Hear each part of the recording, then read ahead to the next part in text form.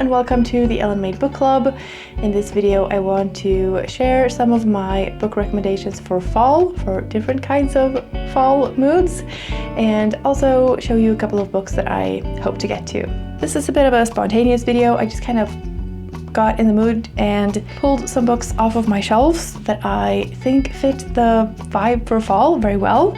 And some of them are thrillers, some of them are more literary fiction, some of them are horror, some of them are YA, and yeah, there's just a little bit of a mix of different things. Let's start with the first one, which is kind of a cozy one, and I think it's perfect for September, even though it does take place during the month of October, and that is Rewitched by Lucy Jane Wood.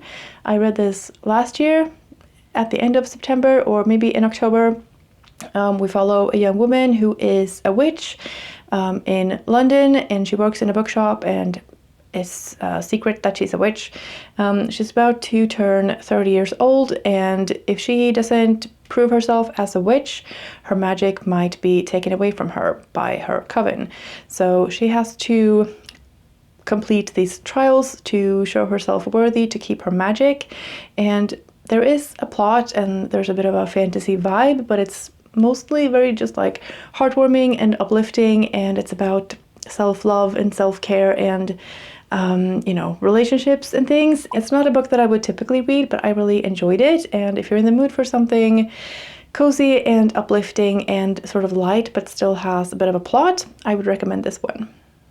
Next, I have a young adult fantasy, and this is a series in 3 parts. The first one is called The Prison Healer by Lynette Noni.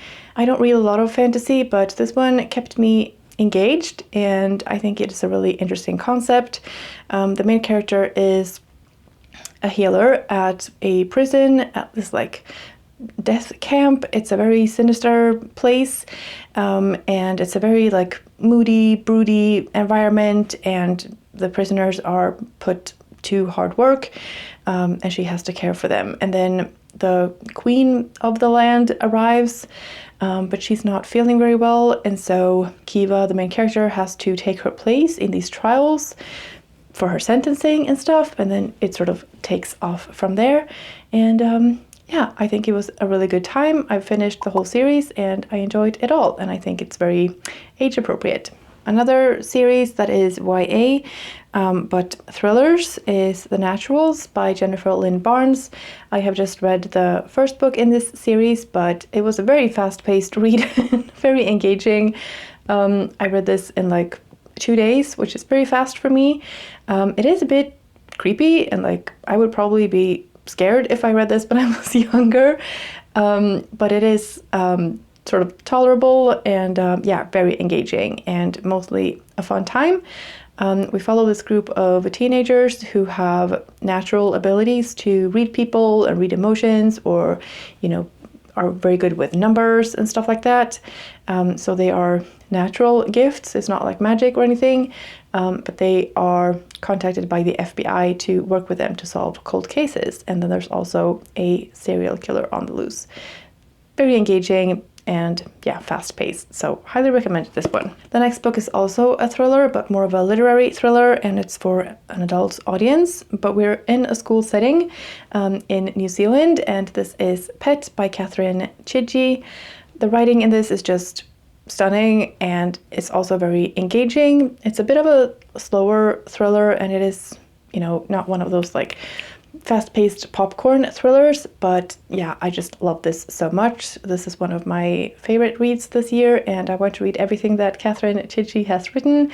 We're following a girl.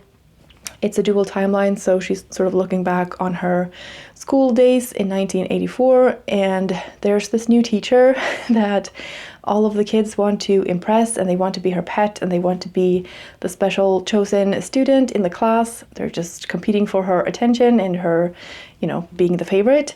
But there is a very ominous vibe to this book. There's something going on and something isn't right, and we're not really sure what it is, but there's like this tension building, and it's just a very good book, and I love it. So please read it. It definitely has fall vibes. They're on this beach and there are these rocks and they're very sharp, and that's just like my mental image of this book. Yeah, it's great. Read it. Another literary fiction that I think is perfect for fall is Big Little Lies by Leon Moriarty. This is a Swedish translation, but yeah, it's very good. And I don't think that it's talked about enough as like a fall book. But, you know, they're coming back to school and there's a very dark vibe and dark things happening, and it's very suspenseful. We're following the parents of kids who are in school, and one of the kids is accused of something, and then something else happens, and we also get these like police interviews surrounding this crime that's going to happen in the future, but we don't know what it is yet. And yeah, it's just very suspenseful. If you haven't watched the show yet, I would recommend that as well, because it is very good. But I also think the book is very good, and there is this like school mom gossipy kind of vibe, but then there's also like the darker, deeper stuff, and I love the combination of that. So highly recommend this one as well if you haven't read it already.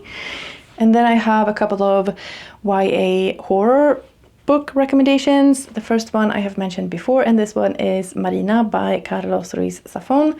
This is set in Barcelona in the fall. It's also set in a school. We're following a boy, and he is in this like boarding school, and then he goes on a walk and he sees this girl, or he meets this girl, and there's this house where she lives, and it's very gothicy and very creepy. And they go to this graveyard, and there's this woman visiting a grave, but she has this veil, and it's all very like secretive and mysterious, and they want to follow her to see what is going on, and then it gets very creepy. Yeah, the writing in this is also stunning, very beautiful, and there's this like little stories within the story, kind of storytelling, which I also love, which is typical of this author. And yeah, it's a beautiful story, very creepy, very suspenseful, perfect for fall. And the other YA horror book is one that I read very recently, and that is So Witches We Became by Jill Bagicinski. And this is a sort of reimagining of The Mist by Stephen King, which I haven't read because I always think that his books are too scary for me, so I never tried them. I saw it as a movie when I was a little kid, and since then I have just been like, no, staying far away from Stephen King. But anyways, this is a YA version of that. It's a group of teenage girls. We're following three friends who are going on a vacation on an island, the island of no storms, off of the coast of Florida. Once they get there, there's this like thick and tar dripping sort of fog that blocks the bridge off of the island, so they're stuck there, and this fog just keeps coming closer and closer and trapping them on this island. The main character also has this shadow that she has to deal with and play music to keep calm. This shadow appears when it's dark and she's alone, and yeah, it's very creepy. It has to do with some things that she had happened to her, some trauma that she is carrying, and the memory of that, and that is a big part of the book, and as well as friendship and relationships. It's a very feminist book. It has some queer representation, and it was very good. I enjoyed it. It was a bit creepy, but not too scary for me. So I think this one is age appropriate as well, but I would recommend to check content warnings for that one. Another book that I would highly recommend for fall is The Maiden by Kate Foster.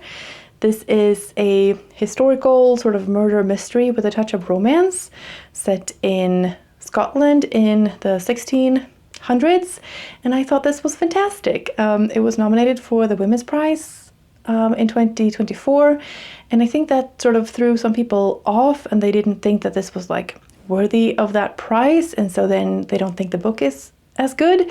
But I think if you just read it as what it is, like a historical murder mystery kind of romance with a, you know, feminist touch, I think this is fantastic. I had a really good time. I thought the writing was good. It was very engaging. It's a dual POV, so you get the point of view of the main character, which is this like noble lady, and she is accused of having murdered her lover. And then we get the perspective of a woman who is working in a local brothel who has also been involved with this man that the main character is said to have killed. It's also dual timeline, so we're going back and forth to when this lady is accused and in prison, and we follow her trial, and we also get like going back in time to when the two meet, like the lady and the lover, and how that all happens, and you know, trying to figure out who actually killed this man. And yeah, I just thought it was a good time. It might not be everyone's favorite, but I think it's an easy read and perfect for fall. I think it takes place during the whole year, but it starts and ends in fall. And yeah, the vibes are just immaculate for fall, in my opinion. And the same goes for Bunny by Mona Awad. This was another one of my favorites last year, as was The Maiden. This is a sort of weird girl horror book, I would say. We follow Samantha, who is in a writer's program, and there's this clique of girls who call each other Bunny. Like they all call each other Bunny, and they're very cutesy and sweet and like overly bunny-ish. And Samantha just thinks they're so annoying, which they are. But then she sort of gets sucked into their group, and bleh. It's very good. It's very creepy. It's perfect vibes. And I think that if you're not big on horror and like you're not a big horror reader, but you want to like dip your toes in, I think this is perfect for that, because there is horror elements, but it's not a scary book. It's more like weird and creepy and a really fun time, and a good like funny commentary on female friendship and clickiness and all of that kind of thing. And yeah, really love this one. And the sequel is coming out soon as well, so if you haven't read it already, do it now, and then you can read the sequel, which I think is told from the bunny's perspectives, and so I'm very intrigued. And now for some books that I would be interested to read this fall that I think would be perfect fall vibes. The first one is Lady Macbeth by Ava Reid. This is a reimagining of Shakespeare's Lady Macbeth, but from a, you know, more feminist perspective. I don't know Shakespeare a lot, but I'm assuming, and it says that this woman is, you know, the most villainized of all the female characters in Shakespeare's works, and in this book we get to hear her story. I'm very intrigued about this, and this book was very kindly gifted to me by Melanie at Dark Corner of the Library, so thank you so much. I look forward to this one a lot. I also think that Black Sheep by Rachel Harrison is going to be a very good book to read this fall. This is a horror novel, but it's also about a woman who has left her family. She's grown up in a very religious community, and she has left them and is under the impression that she has, you know, she can't go back there. But then she's invited to a wedding, and she has this instinct to go back. But, you know, family drama ensues, and something horrific happens, and I don't know what, because I haven't read it yet, but I'm very much intrigued. Another book on my TBR is A House with Good Bones by T. Kingfisher. I haven't read anything by T. Kingfisher yet, but I keep hearing very good things, and especially by people who don't tend to read super scary stuff. And they say that T. Kingfisher's work is okay to read for them. So I trust their recommendations, and yeah, this one sounds like a good time. It's a woman who comes home to her family home where her mother still lives, but there's something creepy going on with the house. There's a big vulture sitting on the mailbox looking at the house, and, you know, her mother maybe seems a bit off. I don't know. I think it sounds very interesting, and I'm looking forward to this one. And a book that has been on my TBR for over a year now is The Darlings of the Asylum by Noel O'Reilly. And I think I've been putting this off because it doesn't have the greatest reviews, but I'm just very curious about the premise of this book, which is that a woman is sort of refusing to marry. It's set in 1886 in, where are we at? Brighton. And she doesn't want to marry. She wants to live, you know, make her own decisions and live her own life. And her family thinks that she's crazy, so they put her in a lunatic asylum. And I don't know what's going to happen, but that is enough to intrigue me. It says, "To marry is madness, to escape is impossible." And that is just a great tagline, and I was just, you know, hooked. So yeah, I didn't get to this last fall, but I hope to this year. Yeah, we'll see what I think of this one. I also think that The Garden by Nick Newman will be great for fall. This follows two sort of elderly sisters who live in a large walled garden, and they're following an old almanac left by their mother and like tending to things. But then there is this boy who appears in the garden, and they're like, where did he come from, and who's that, and why is there another person here? It's supposed to be like horror fantasy, and I'm very intrigued. The cover is gorgeous, and yeah, it's just giving fall vibes, all of this. It says Shades of Shirley Jackson and Susanna Clarke. And while we're on Susanna Clarke, I think that Piranesi by Susanna Clarke is also a great fall time read. It's mysterious and weird, and you don't know what's going on, and it's fantastic. So I'm just gonna throw this in there as well. I'm also hoping to read The Book of Guilt by Catherine Chigi. Like I said, Pet by this author was one of my favorites this year so far, and this is her newest release. And it's about 3 boys, 3 triplets, and they have grown up in this government scheme. Their nightmares are recorded in the Book of Dreams, their lessons are taken from the Book of Knowledge, and their sins are reported in the Book of Guilt. And they have 3 mothers, Mother Morning, Mother Afternoon, and Mother Night. And then something happens, and these homes are supposed to be shut down, and they come to realize that they might not have been told the whole truth. And this book is definitely being read this fall by me. I also hope to finally get to Melanie by Max Porter. This is also supposed to be like a horror novel, and it's got a different kind of layout. So I think this is going to be a quick read. It's about a boy called Lenny, and then there's this like forest monster who's creeping around the town. The writing of this was very special. We were like jumping around with different things. Yeah, we're getting these different perspectives from Lenny and Lenny's dad and Lenny's mom and also the monster. And I don't know really what it's about, but I like the cover. It sounds perfect for fall. So those are all of the recommendations that I can think of right now. I'm sure there are lots of audiobooks as well that I forgot to mention in this video, so maybe that will be a separate one. But yeah, I hope you found something good to read, and I hope that you're gonna have a great fall. Thank you so much for watching this video. I hope you're having a fantastic day, and I will see you in the next one. Bye.